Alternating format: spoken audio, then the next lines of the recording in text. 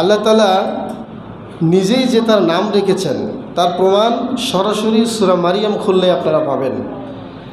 ইয়াহইয়া আলাইহিস সালাতু ওয়াস সালামের নামটা সরাসরি কে রেখেছেন? আল্লাহ।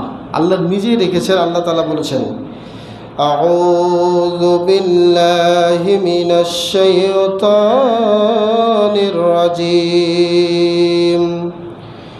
ইয়া যাকারিয়া ইন্না নুবাশশিরুকা বিগুলাম ইসমুহু ইয়াহইয়া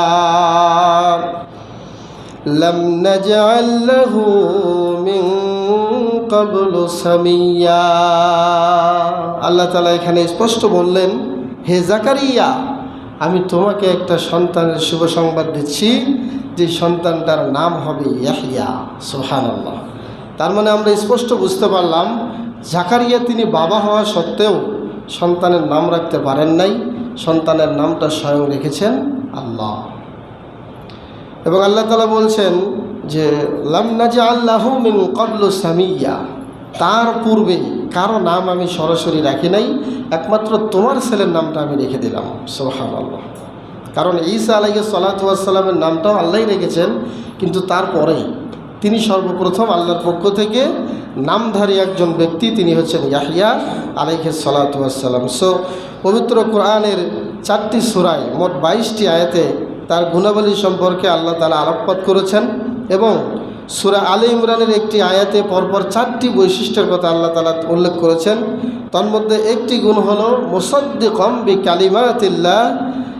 বিকালিমাতিন মিনাল্লাহ, অর্থাৎ তিনি আল্লাহর কালেমা তথা ঈসা আলাইহিস সালাতু ওয়াস সালামের আগমনের ব্যাপারে তিনি সত্যায়ন করেছেন, এবং তিনি এই সংবাদ দিতেন তার লোকজনকে, তার গোষ্ঠী কওমের লোকদেরকে, যে আমার পরে একজন নবী আসবে, তার নাম হবে ঈসা।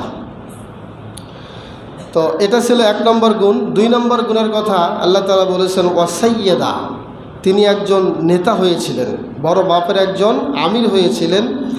3 নম্বর গুণ হলো ওয়া হাসুরা, হাসুরা মানে হচ্ছে নারী আসক্ত থেকে তিনি মুক্ত ছিলেন, কোনো রকমের নারীদের প্রতি তার কোনো আসক্ত ছিল না। 4 নম্বর হচ্ছে ওয়া নাবিয়্যাম মিনাস সালিহিন, তিনি নেককার নবীদের মধ্যে একজন নেককার নবী ছিলেন। সুবহানাল্লাহ। এই 4টি গুণের কথা সূরা আলে ইমরানে পাওয়া যায়, এবং সূরা মারিয়ামে আরও কয়েকটি বৈশিষ্ট্যের কথা উল্লেখ পাওয়া যায়।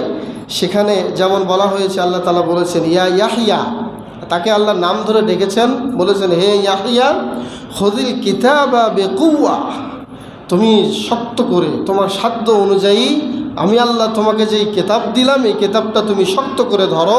ওয়া আতাইনাহুল হুকমা সাবিয়্যা, আল্লাহ তাআলা এখানে একটি গুণ তার বৈশিষ্ট্য উল্লেখ করলেন, সেটি হলো আল্লাহ তাকে ছোটোবেলাতেই হিকমত দান করেছিলেন। বলেন সুবহানাল্লাহ।